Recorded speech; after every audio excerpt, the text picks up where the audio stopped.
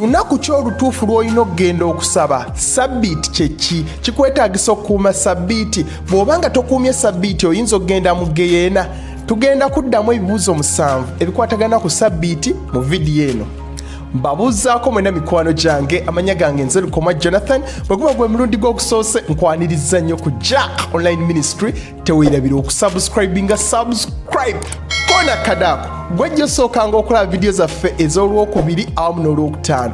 Olwokubiri tubeera twogera ku mukwano, onoonyeza otya omuntu omutuufu, okuumya otya obufumbo bwo. Naye ku lunaku olwokutaano tuba tuddamu bibuuzo eri abo bakkiririza mu Bayibuli. Kati bw'oba ng'olina ekibuuzo kyonna kye wasanga ng'osoma Bayibuli nga toyina muntu mukulu mu mwoyo wa kibuuza, beera ng'onnoonya ku WhatsApp namba yange eyo, obeera mugumiikiriza ate tokuba. Gwe Katonda bw'aba nga akikutaddeko okuwagira obuweereza buno mu by'ensimbi, beera ng'okozesa Airtel Money yaffe ennamba yeeyo. Nja kuba musanyufu nnyo era Mukama akumpeera omukisa. Leero tugenda kuddamu ekibuuzo kino ekikwatagana ku ssabbiiti. Kikwetaagisa okukuuma ssabbiiti gwakkiririza mu Bayibuli, era bw'oba nga togikuuma oyinza okugenda mu geyeena. Katutandikirewo. Welcome back to Jack Online. Ekibuuzo ekisooka, ssabbiiti kye ki? Ssabbiiti kitegeeza kiwummulo oba rest. N'okola emirimu mu nnaku endala zonna naye n'ofunayo olunaku olw'okuwummula, eyo ye ssabbiiti. Lutandikira mu olubereberye essula ey'okubiri onnya olwokubiri. Katonda bwe yatonda ensi n'ebirimu byonna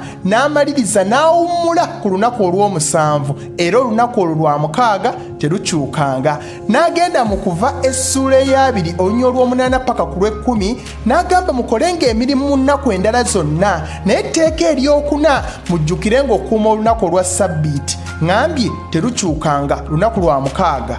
Ekibuuzo ekyokubiri, lwaki tukuŋŋaana ku Sande ng'ate ssabbiiti entuufu ya lwa mukaaga? Ekyokuddamu ekisooka, Mukama waffe Yesu Kristo entandikwa y'obulokozi bwaffe yazuukira ku lunaku lwa Sande, n'era ekkanisa eyasookera ddala ey'abatume n'esalawo etandike ng'okuŋŋaana ku lunaku olwa Sande oba olunaku olw'olubereberye oba olusooka mu wiiki. Ebikolwa by'abatume essula ey'abiri onyi lwa 7. Awo ku lunaku olw'olubereberye mu ssabbiiti bwe twakuŋŋaananga okumenya emigaati, baakuŋŋaananga olunaku olw'olubereberye oba olunaku olwa Sande okumenyanga emigaati. Ne mu Bakolinso ekisooka essula y'e16 onnya olwokubiri lukulaga nti ekkanisa eyasookera ddala baakuŋŋaananga lwa Sande. Ekyokubiri, ekkanisa eno eyasookera ddala ey'abatume yali evudde mu nzikiriza gye bayita eya Judaism. Aba Judaism beebo Katonda be yawa amateeka aga Musa, naye etteeka lye yali yasooka okubawa lyali lya kukomolebwa, nga tosobola kukuuma mateeka ga Musa nga toli mukomole. Kyokka ba Christians bano abatandise bo tebakkiriza mu kukomolebwa. Tosobola kukuuma ssabbiiti nga toli mukomole, era bw'oba ng'oyagala oggikuuma oyina sooka kukomolebwa. Ekibuuzo ekyokusatu, lwaki mugamba nti mukuuma amateeka 10 naye lino etteeka eryokuna erya ssabbiiti temulikuuma? Ab'Ebbulaniya essula ey'e10 olunya olusooka. Kubanga amateeka bwe gaalina ekisiikirize eky'ebirungi ebyali bigenda okujja, so si kifaananyi kyennyini eky'ebigambo. Bayibuli etugambye nti amateeka kyali kisiikirize eky'ebirungi ebyali bigenda okujja. Nga bw'oyinza okulaba ekisiikirize wano n'ekimuli, kati ekimuli kyekyo ekyali kigenda okujja, ekisiikirize ge mateeka. Mu Matayo essula ey'e11 olunya olw'28 Yesu atugamba, mujje gye ndi mwenna abakooye era abazitoowereddwa, nange n'abawummuza. Ssabbiiti kaali kabonero oba kyali kisiikirize eky'ekiwummulo Yesu Kristo ekyali kigenda okujja. Kati bw'oba ng'oyagala okukuuma etteeka eryokuna mu butuufu olina kukkiriza kiwummulo, kubanga kyekyaddala kiri kyali kisiikirize, olunaku kisiikirize, Yesu Kristo kye kiwummulo n'era ly'etteeka eryokuna. Ekibuuzo ekyokuna, nnyinza okufuna obuzibu oba nnyinza okgenda mu geyeena bwe sikuuma ssabbiiti? Abaluumi essula ey'e14 onyi lwa 5.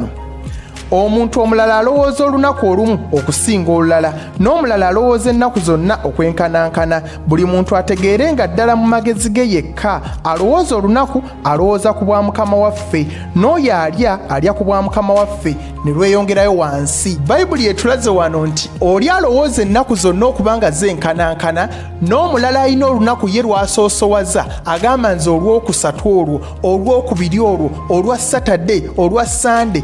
Buli omu asendebwesendebwe ng'endowooza ye bweri gwakuza olunaku olumu n'omulala atalukuza tewali n'omu alina kunenya munne. ne Bakolosaayi essula ey'okubiri onyirwa 16.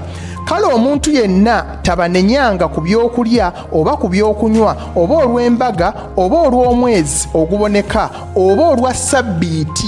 tewali muntu yenna alina kunenya olw'okukuza ssabbiiti oba obutagikuza. sendebwa ng'omutima gwo bwe guli. ekikulu si lunaku, ekikulu kukkiriza Yesu Kristo ng'omulokozi wo, kye kiwummulo ekyaddala.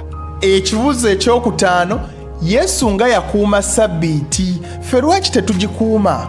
ekisooka, Yesu yazaalibwa era n'akulira mu bulamu obw'endagaano enkadde. amateeka ga Musa gaali gakyamufuga, naye bwe yamala okufa n'azuukira, awo endagaano empya we yatandikira. y'ensonga lwaki yakola obulombolombo obw'amateeka aga Musa.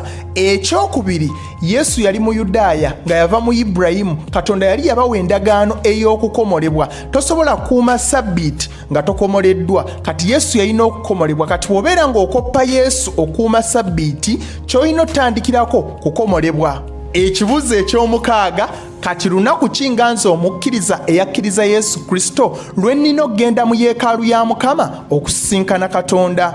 mu ndagaano enkadde, Katonda yeerobozanga ebifo eby'enjawulo nga yeekaalu, n'atuuza omwo erinnya lye, n'era n'ateekawo etteeka okujjanga omusisinkana ku ssabbiiti. naye mu ndagaano empya ebintu bya njawulo. Bakolinso ekisooka essula ey'okusatu onyirwa 16. temmanyi nga muli yeekaalu ya Katonda era ng'omwoyo gwa Katonda abeera mu mmwe? kati Katonda atuula mu ffe. Katonda takyatuula mu bizimbe nga mu ndagaano enkadde, atudde munda mu ggwe. kakibeere ng'ekizimbe kinene nnyo kitiisa, Katonda taliimu, ali mu ggwe. noonya olunaku lw'oyagala okusabirako, ludda wa gy'oyagala okusabira, Katonda abeera wamu naawe. genda mu maaso n'okusaba, olunaku lwonna lukkirizibwa mu maaso ga Katonda. ekyomusanvu ate era kyekisembayo kyekisinga obukulu, kye kibuuzo ky'okyayina ekikwatagana ku ssabbiiti. kinteekere wansi mu comment section, nja kuba nkuddamu oba omuntu omulala yenna ajja kuba nga akuddamu. ate era teweerabira n'okukwata mu ka description box wansi awo kafaana bwe kati. bw'okakwata kagenda kwebikkula, wansi ntaddewo link. bw'okwata ku linki eyo ogenda beera ng'olaba vidiyo. ddala kirungi okuwaayo ekimu eky'ekkumi. bw'obeera nga tokiwaddeeyo oyinza ofuna ekikolimo. beera ng'olaba vidiyo eyo. mwebale nnyo okubeera nga mulaba vidiyo zange. amanya gange Nzarukoma Jonathan. teweerabira okukomentinga wansi awo, teekawo ekibuuzo kyo, okusharinga, okoona kadaako, okusubscribinga. mbaagala nnyo. Yesu ly'ekkubo n'amazima n'obulamu. tudde ku lunaku olwokubiri n'olwokutaano. mbaagala nnyo. bye. Don't forget to subscribe to Jack Online Ministry.